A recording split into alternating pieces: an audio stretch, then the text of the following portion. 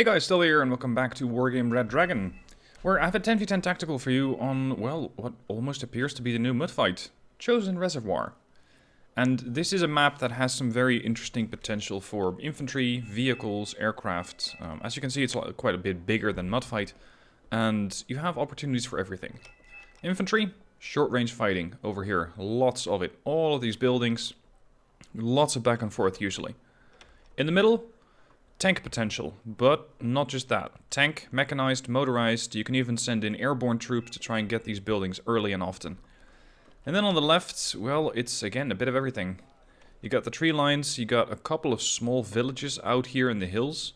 Those can be used by infantry. You got this village over here, and then you got all the mountains over there, which are potential good hunting grounds for both stingers, ATGM teams, medium range recon teams, so the ones which actually carry some form of an ATGM. It's a map that has something for everybody. Line of sight can sometimes be quite tricky, because you don't always get recon on the right position, where, for example, if you put them on this side of the hill, you cannot see what's on the other side, whereas if you then try and cross over the hill, you're immediately going to get shot at by the people in that village. So line of sight can be pretty tricky on this map. Anyway, before I forget, I have noticed that quite a lot of you are not subscribed to the channel, which I still find surprising. I mean, I'm covering a 6-year-old game, or near enough. And I'm getting a lot of views on these videos still, but lots of people are not yet subscribed. Now, if you can really be asked to subscribe, that would really help out my channel, and me personally with the growth of the channel. Anyway, about the game itself, we're following KellBraugh. I hope I'm pronouncing that correctly. I suppose there are a few different ways of doing that. He's using a Baltic motorized general deck, so that's a Baltic motorized deck, and he's going to be operating on the right-hand flank here in Ivan.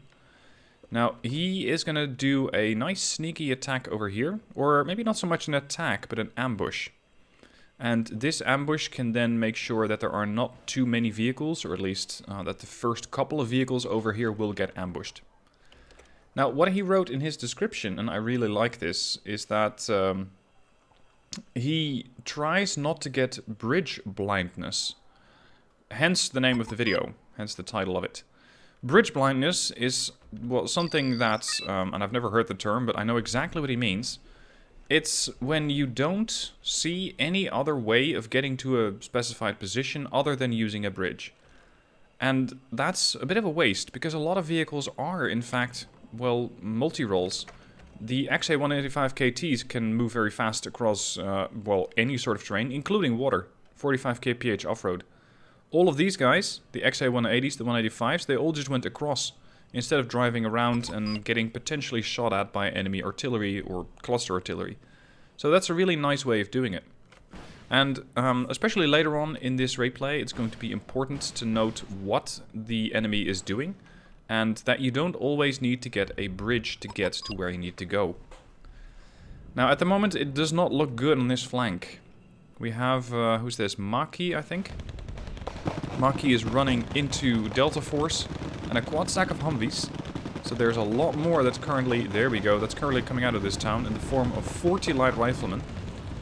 The Panzerjägeri from KellBraugh are in position to ambush anything that gets too close. There is a Humvee tow too that would be an interesting candidate, but do you really want to give away your position this early? Now over on the right, you got Vanakio doing a decent job with supporting units, or at least could be doing a better job, in fact. The SPG-9D has the range to support these guys, but currently is just falling back. And the BTRTs, with their grenade launchers, they're trying to throw out as many grenades as possible in the little time that they have left. Because they're getting engaged by a Humvee, but also by a longbow. So it is a very dangerous area of operations over here. And very, very quickly, Red 4 is getting completely overwhelmed. Now, the light riflemen have definitely taken a beating from the BTRTs, but it's not enough. There's still 20 of them left. They got a lot of fire support in the form of the M113A3s. There's another 2 of them. You got another 40 units in here somewhere. There's a little bird flying overhead, but at least that one we can take down with the BMP-2. Grenade launchers versus an autocannon is not really a fair fight, but it did give away the position of the BMP-2. So Kell is immediately moving that out of position, making sure he does not receive any counter-artillery. Now, the light riflemen have moved up. The only thing that's really still in the way is the Danico Yekeri over here. And a napalm tank sent in by Maki. These guys with the light rifle, with the M47 Dragon, can be quite deadly against vehicles.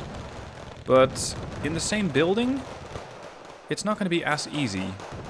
Now, they keep jumping around. Ranico and a combination from the napalm are really doing them in.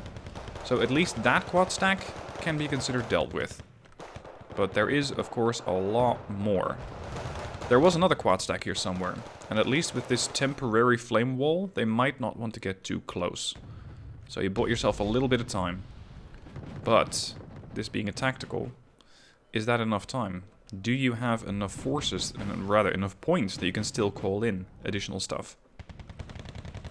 Unfortunately... Ooh, that was close. I was going to say, unfortunately, the actually 185 KT dies. But in fact, the launcher vehicle died. And it is now time to switch over to the Panzer Yekeri, which are looking to ambush stuff. They did have a decent position, and the Appalachian can really blow away almost any vehicle, especially any of these. Well, maybe with the exception of the Chimera, in one blow. Unfortunately, they are getting a little overwhelmed. And the only thing that's currently in range is the KK-62. So right now, they're just getting butchered. If you want to do an ambush like this, it's a good position, but I would recommend going a little bit deeper into the forest. Because then, if these M1 Abrams come close, or the Chimera, you can easily ambush it. Of course, you would still lose out against Delta Force, probably. But at least he has the BMP-2 over here, which can provide suppressive fire / damaging fire with the autocannon. Anyway, that position is failing. This position is more or less being held, but there's another 7 Canadian Airbornes from Executor, who's also the guy operating the Chimera. There's an Ish-25 flying over, trying to do whatever it can. Wiping out, no, not wiping out an Abrams, and getting shot at, damaged, and then forced to fall back, just to evacuate. A couple of fighters look to be intercepting the Corsair, but they take forever. And that's a bit of the problem with this map. Your air supply, your air route is over here. So if the enemy calls in an airstrike from here to there, well, you might have time to intercept it, but if you spot the aircraft at this point, well, good luck. You're going to need a really fast plane to get there, or something that has a lot of range. Now, here come the quad stacks. 40 riflemen, 40 something, yeah, well, not 40, 20 something else. I'm not exactly sure what these guys are. Could be a fire support group. The Ito 90 is trying to work over the longbow, getting one hit. A second missile flies out, but unfortunately is no longer guided and misses the Apache. Otherwise, I think the Apache would have been dead. Now, there is nothing left. The Itos, one has died, one is falling back. There's a Tor. I'm still not sure why Vanaccio has just not done much. He is sitting on 60 points. He could have sent in the infantry. Sure enough, they would have not been off too well, considering what we now know is in here. But he just kept them here. And where to go next? Because sure enough, you could capture these buildings, but then what? Then you got the buildings, but this is not exactly a strategic position. Anyway, what else do we have coming in? Is that the Chimera again? Yeah, that's the Chimera. I was very interested to see one of these actually in the battlefield, because a Chimera is a Canadian tank destroyer, or, well, something like that. It's a very heavily armored vehicle. Rate of fire is pretty bad. The gun is quite good, and it just seems to be, well, not that good of a unit, putting it mildly. It's not that great. It's an alright unit, but I think for the price tag of, I think, near enough 100 points, it's a bit too expensive. Anyway, right now we have almost nothing in this sector. The only thing that's still standing is the command vehicle from Kell. That's the only thing he has left. A couple of defensive markers going up because he sees that there's a lot of stuff inbound. And these would be the Abrams. There's more Humvees on the way. There's even a command helicopter coming in. And unfortunately, there you go, his CV has been killed. Now, this is when we start talking about bridge blindness, or rather the lack thereof. Because normally you would be thinking probably, I need to go over this bridge. Kell, however, is not thinking that. He is not going over the bridge. The BMP-2 is amphibious. It's not terribly quick. It's doing 33 kph, but that's enough. You only need to do this little stretch of water, and once you're on the other side, you're fine. Now, I think that the Erics over here were capable of taking down the Hilo. I didn't quite pay attention to it, but I did see them take aim. And the sector... Oh, actually, no. I think that this is the CV. So they didn't quite get it. Now, here's the BMP-2 dropping off the enemy... Or not the enemy infantry. Dropping off the Panzerjäger. These guys, again, with the Appalachian, very powerful. Just don't put them too far front, or the Abrams are going to have them for breakfast. US Marines pushing up. And there's something else here. More US Marines. These guys have a fairly dangerous anti-tank weapon at 19 AP. They can very easily one-shot the BMP-2. But they need to find it first. And that's where the trouble starts. As the Panzerjäger are wiping out the LVTP-7, or well, both of them, the BMP-2 is doing some damage against the US Marines here. And while the Panzeri are trying to support the BMP-2, or rather, I'm not even sure who's supporting who anymore at this point, the US Marines are dying pretty quick. Now there is a new defensive-ish line being built here. Maki has a Razvedka group and BMP-T. Very good unit, especially against infantry, but if those small teams have survived and they get close, then it's going to be a very, very dead BMP-T very quick. Those smalls are no joke. Now the Panzerjäger, they are taking some fire every now and then, but it seems like these M113s, I think, don't exactly know where they are. And that's perfect, because that's an ambush, and that's another 5 points. Unfortunately, no more infantry inside those vehicles, and now the Panzerjäger are, well, properly screwed, because they cannot fall back. The XA-185 KT does get another kill on a passing Humvee, but the Panzerjäger are dead. The BMP-2 has taken severe damage, and is still dishing it out as it's retreating, but very soon it will not have line of sight anymore. So the situation over here is looking grim. There is no infantry in this sector at all. The enemy is almost at the bridge. They have definitely taken control of the town at this point. And I think the Chimera... Yeah, there we go. The Chimera is now aiming and engaging the BMP-T. Let's talk about this unit for a sec as the battle rages on. 20 frontal armor, 12 side. That's a lot of side armor. This is... well, more side armor than some of the standard tanks have on the front. So it is really heavily armored. Accuracy is great, but it does not have a stabilizer. It's meant as, I suppose, as an ambush vehicle, but even then you could argue that since it doesn't really have any good stealth factors, it's not really going to be that effective at it. Now, the XA-185 KT over here is moving across. Once again, ignore the bridge. If you have a couple of slopes and a unit that's amphibious, then that's all you need. Unfortunately, the enemy might still have that Apache. I was for a second thinking that this would be the Apache, but it's not. At least he might be able to ambush some forces, especially higher value stuff or logistics. Just cutting off the supply lines and making sure that the units which are still trying to capture more ground are not going to get resupplies. That's a 10-point unit. Probably transport, there's a 20. Come on. They're getting engaged by machine gun fire all over the place. That's a 40. Artillery struck that target. These looked like a lot more transports. Over here we got more transports coming in. Now the XA-185 KT is pretty reasonably armored for a vehicle that has this capability. One on every side. Look at that. That's a 10 and a 30, so the unit that was in there probably died. I'm just wondering when the Abrams are going to come out. But the Abrams is not in a really good position here. Look at this guy go. The one problem we have is ammo. He's going to run out quick. If he still has any health left to fire that gun with. There you go, another 30 points. Look at this. They're just charging the guy. There we go. Well, you finally got him. But that was a really nice ambush. A really nice flank maneuver there. Now, how's red doing overall? Let's say the left flank is very well protected. The middle, they're making good progress on the middle. They've captured almost all of it. If they can capture Elena, that should give the red team enough income to start defending this side a little bit more properly. And hopefully be able to push back into Ivan, given enough time. Eric's, find a target. That's a little bird, and, well, that was a little bird.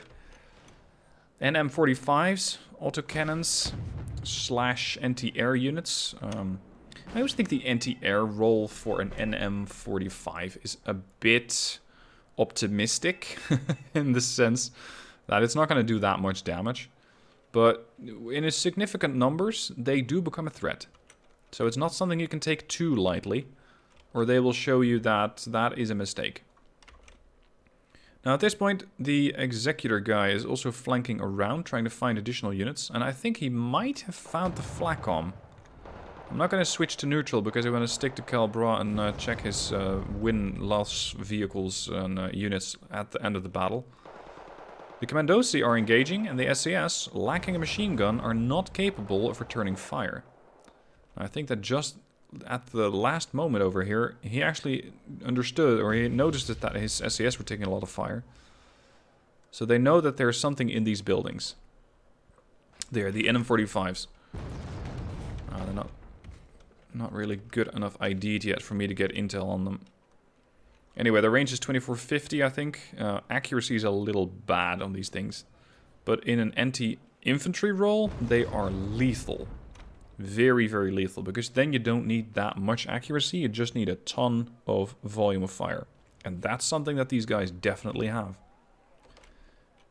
Now it seems almost like the flow from Blue 4 units in this sector has dried up a bit. Rozvedka were able to spot the Canadian Airborne, and a T-62 MV is taking its sweet time to slowly, very slowly murder them, until the SU-25 turns up and says, I got this, let me handle this, and just wipes out the Canadian Airborne. Looks like one NM45 is already dead. Oh, we got a quad stack of smalls. That could be a problem for the Rozvedka. Oh dear. Yeah, that was the Rozvedka. At this range, the T-62 MV should also be getting worried. You really shouldn't be moving up with this tank. Now, the guy who was commanding this unit left. Maki. So, Yolo Swago, I guess, is now in command of these units. If he's paying attention to this flank. And where are Yolo's units? Here. Oh, crap. He's going to have to divide his attention between the units on the far left and the units on the far right, which is really, really not ideal. Because then you cannot exactly micromanage anything. L-18 squaring off against the Gripen. Gripen falling back. And the MiG-29-913's actually getting the kill. Both at elite. Good air patrol. Now, I'm not sure if you sent these out before. I haven't really been paying too much attention to the left, or rather to the middle, as I was a bit too occupied with what's going on in Ivan. Ivan, for the moment, seems to be pretty relaxed. There's not that much going on. And for some reason, Blue 4 seems content having just, well, a quad stack of used Marines out here with the LVTP-7. What I don't quite get is why this guy picked the LVTP-7. If I bring US Marines, I would always try to bring the 7A1. Because those guys got grenade launchers. And that just makes such a difference when you're trying to support your infantry. Oh. SU-25 tried to get a hit on the LVTP-7s. And the missile just jumped right over. And even the secondary weapons, the SU-24B, well, rockets, I guess. They didn't even fire. That could have very quickly wiped out that whole group. Unfortunate. Now, the US Marines are pushing up, but there you go. This is what happens when you have grenade launchers supporting your infantry. Where's the infantry that you're supporting? Well, let's say you're supporting the Erics in this case, because the Erics, I think, are doing the spotting. And the LVTP-7s cannot do anything else but just throw their machine guns at them. Or, well, not throw the machine gun, but use the machine guns against the enemy, which is not terribly effective. Sure, they'll be able to do some damage against the 185s, but not a whole lot. And now you just got a whole bunch of Marines which are getting slaughtered. That is why I like grenade launchers. I got a Bradley pushing up on the right flank. Commandosi might get the kill. Nope. Bradley should have been... Oh, that was way too late. He should have been at range a long time ago. He should have been that close. Whoa. They're sending another CV in? That's just asking to lose points. Speaking of points, blue has 26.65 and red 35.50. So red's doing a hell of a lot better, which is not surprising considering that they capture the whole middle of the map. Once you capture the middle of the map, though, it's still a question of where do you go. Do you try and go to Cheriton, or do you try and go to Boris? I would recommend Boris if you can, because it neutralizes air. And if you neutralize air, then that means that any airborne player is either likely going to be very, very underpowered all of a sudden, or quit. Which means that the next player on the team gets the planes, and he too can still not do anything with them. Now, well, let's see what's going on here. Canadian Airborne and SAS are engaging Commandosi, which are entrenched in a building. What are you trying to do? This is not going to work. Yeah, they're already falling back. There you go. That was the CV. They did do a fairly nice job trying to park that in the middle of this area over here. I think it's a farm. But it really, really easily got spotted. Because sure enough, it might be a building that's fairly difficult to hit with a tank. But an aircraft is not going to care at all.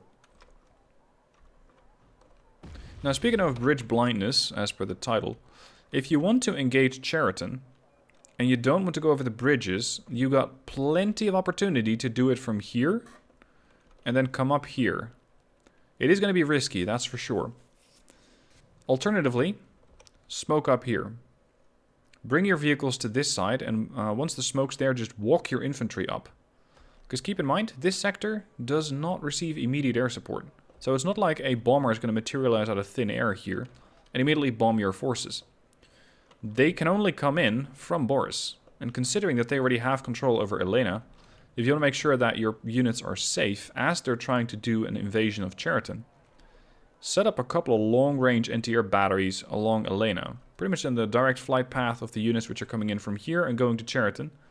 And you will easily get a couple more kills, shoot down the jets, make sure they're no longer a threat, and keep your infantry safe all at the same time. Now, what's going on here? M551 TTS facing off against the Jalo. The Jalo is having none of that. Fortunately, these Shillelagh missiles are dreadful. Those really are some of the worst missiles in the game. I think they're quite close in how bad they are when comparing to the SS-13, the SS-11, which is it? They're bad anti-tank missiles. What these things do very well is wipe out enemy infantry. That gun has 5 HE, and the Panzerjäger were considering crossing the bridge, and let's say reconsidering very quickly. Unfortunately, probably too late. Oh, one guy left. Come on, get that HEGM team moving up a bit. If you get your HEGM team to here, you can wipe it out.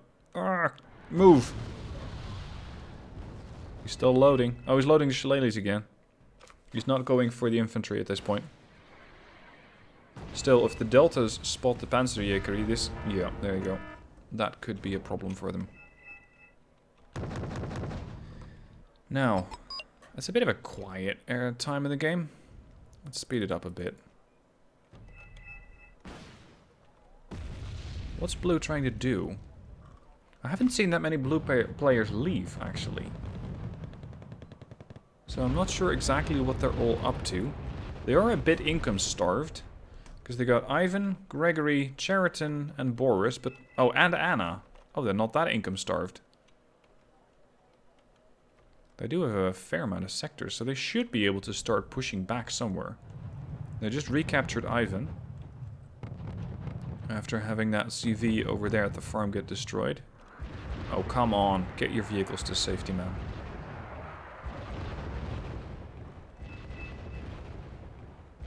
Panzerjäger, sorry, Erics are trying to look for an additional spotting opportunity here. There we go. Ooh, that's a nice target. Chaparral, 70 points of anti-air. With a Hammett right next to it. Blow up the Hammett, and there's a, well, I'd say a better than average chance that you might also detonate the Chaparral. Or just fire in between and hit both and kill them both off. Do we have artillery here? Yeah, you got an Ondava here. Supply. No, it's not just supply. Hold on, did the CV move? Or get killed off? What happened there? Maybe he's getting too close for comfort and they're relocating it. Dead. Okay, so Vanacchio actually killed the CV. Well done. Good communication. Alright, Kartaniekeri versus Small. These guys are shooting with a machine gun. Versus the Small. And the Small does not win that. Once again, LVTP-7s. Whoa, this thing ran out of fuel? How do you do that? They have 480 kilometers of autonomy.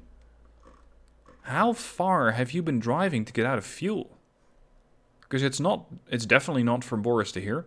And from Cheriton to here, absolutely not. That's way too short. Orientation-wise, I'd say it came from that direction. But how do you get one of these things completely drained? That's new. That is really new to me. Oh, speaking of new, somebody's quad stacking again. 40 riflemen in position. Oh no. Oof. That flank didn't quite work out. There's an ATGM unit over there. Anyway, 40 riflemen. I guess that's the guy who's operating the Bradleys as well. What do you want with 40 riflemen? Because you're never going to cross here. Bradleys can't swim. You can move them to the tree line. But then what? What are you going to do when you hit the tree line? Because there's nothing there. The only thing that you're doing currently is giving the enemy another target to get another, what is that, 40 points, I guess? Why is that Hammett still alive? If you cannot capture the supply trucks, kill them.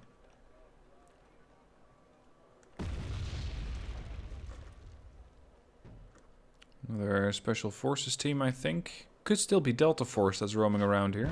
Yep, Deltas. Interesting. M1107 drug. Pretty bad AT range at 2450. The Bradley definitely outranges that. I'm just waiting for it to start engaging. But apparently Blue 4 does not really have the best optics over here. Does not have the best spotting capability. Now another flank over here, once again by Kell. XA-185 KT might be able to kill the Super Dragon in time. And hopefully the Bradley is motivated to then have a look and see what it can do about it. No, it's not the Bradley, it's the Rifleman. Oh, cavalry scouts. Come on. Get to shore before these guys open up on you. Yeah, we should be safe. There you go. Well done. There comes the Bradley. The Bradley is going to have a hard time looking down here. But the Erics are not going to have that much of a hard time looking up with their Appalachian. Here comes the Bradley. XA-185 KT engages and kills it off. Well done. That was quick on the draw from the 185. Oh crap. That's a triple LEV-Ms, I think, that we saw previous. I do really like these vehicles. The 185 KT with the guns, the Bushmaster 2. The problem that I have with them, they should have given them a bit less fuel and a bit more ammo. Because what happens with these things all the time is that you just see them run out of ammo. They could be doing a lot more damage if you had given them a bit more ammo. And I'm not talking to Kell in this case, I'm talking to the devs. But then again, maybe that would have made them a bit too strong. Oh, hello. Are you a CV by any chance? Oh, God. He still got a couple of points. And those things are 15 points, right? Does somebody else have them? Yeah, they're 15 points, and they're killing everything that they encounter. Now, the helo is no more. Courtesy of the Erics. They fired once, immediately killed it off. Well done. This is what happens when you think you have a sector and you only need to control this bridge. It is simply not true. Also, why is the SU-25 not killing off these guys? Maybe he's trying to get into a position from where to do it, to make sure he avoids the Chaparral, which might still be lurking somewhere nearby. Decent hit. Oh, there's a recce team here as well? What are you shooting at? It's not the helo. Must be the Commandosi then. But that's about to end. That was not the unit I expected to take the kill, but I'll get... yeah, I'll go with it. SU-25 took him out with an SU-24B. Look at this, what's he trying to do? Look, okay, maybe this is what's going on. Maybe it's a newer player. And maybe the guy thinks that the infantry can cross this river. That's something that might be going on. If that's the case, then I'll go, okay. That I understand. If you're a newer player and you think, well, this seems to be traversable water, I'm going to move my infantry here. Crap, it doesn't work. Why doesn't it work? Maybe. Okay. If it's an experienced player, then there's really no excuse for this. Because these guys have nowhere to go. They cannot cross the bridge without getting detected. They can cross the bridge without getting shot at, though. Because the real unit that the... well, few units that can only do damage against them are the Ondava, the tank, and the Jalo. Aside from that, Red 4 has nothing. So if there are Blue 4 players who are actually watching this replay, then I do wonder what is going through their heads. Because they might very well have easily, well, relatively easily pushed this flank. Now this seemed to be a little bit of excessive force from a cluster artillery unit, potentially firing from back there, I think. Gregory, to kill one lonely recon helicopter. But fair enough, they got it. Erics are now harassing units behind enemy lines. They're dueling with the SCS, taking down a 147. They still have 4 Appelas charges. Come on, there you go. If you can capture that supply truck, that would be perfect timing. There's the culprit. That's the cluster artillery unit, the LAR-160. Israeli cluster weapon. Would be lovely if you can catch it, but it's probably going to be too far. Now, the overall point that I was trying to make with this video, in case it wasn't obvious, don't get bridge blindness. Don't think that, oh, there's this bridge, and that bridge, and that bridge, and that bridge, and this one, and that's pretty much all I have to look on. No. No, no, no, no, no. If you're fighting a motorized deck, and they have these units, or they have a Blue 4 unit that looks alike, or that has the same amphibious capabilities and can very quickly and unexpectedly appear in a location, be very careful. Because in this case it was the X85 185 KT that was the culprit. It could just as easily have been a Vickers Mark 11. Something like that crosses a river and then starts shooting, and it kills an AAA unit here, it kills an infantry unit there, it kills a CV there. It's very easy to get those units killed very, very quickly. So on a map like this, and I do see this map becoming more popular because I'm getting more and more replays of it, and there's almost always one server up for the tactical battles which actually has this map, Chosen Reservoir. Look out. They will flank if they can. And it didn't happen once or twice, it happened several times. So do not get bridge blindness. Now I'm still impressed with the progress that the Erikskoye Yikiri over here have been making. Keep in mind that these guys were dropped off here. It was either this group here or here. And then they started skirmishing. Yeah, here actually. They were close to the fight with the Bradley, then pushed on, killed the CV, went murdering through this town. Dueled with the SAS, pushed around, killed a helo or two, and now they're pushing up against command infantry, which could be a threat. Because they only have the Jetomatic, and these guys have an assault weapon and a machine gun. You're probably not going to win this. It is a bit sad to see a command, or not a command, a commando squad lose to a command infantry unit. Just use what weapons you still have. Let that Cobra get into range and try it. Well, you probably wouldn't take it down, but you might at least dissuade it from making further moves. He's not the only one who's noticed. Well done. Alright, I think there's not too much more going on the last couple of minutes, so let's just speed it up. Ah, no, he lost them. Do you think these guys were a positive investment? I believe so. I believe so. I want to see the kill list to see what exactly they've been able to kill. Because I think it was a lot. Now red on, there you go, on 7,000 and blue on 4475. Alright, let's have a look at Kell. 1,315 kills and 660 losses. Now, from what? XA 185 KT, BMP 2. Look at that. Little Bird, Bradley, Humvee. These units are, I think, also 15 points, so they already made their point value back. Good investment. Renico, unfortunately not making that much. Just killing one light rifleman. Panzerjäger here, a couple of LVTPs, and then a 113. Look at this guy go. I think this is the one that crossed the river fairly early into the battle and was able to kill units with infantry inside. Yeah, here, Humvee with Delta Force inside, Humvee with more Delta Force inside, even a mortar. These units cost 15 points. One Humvee alone is 10 points. Hammets are, what, 40 points? Just the sheer level of harassment that these things can do with their limited ammo supply is really impressive.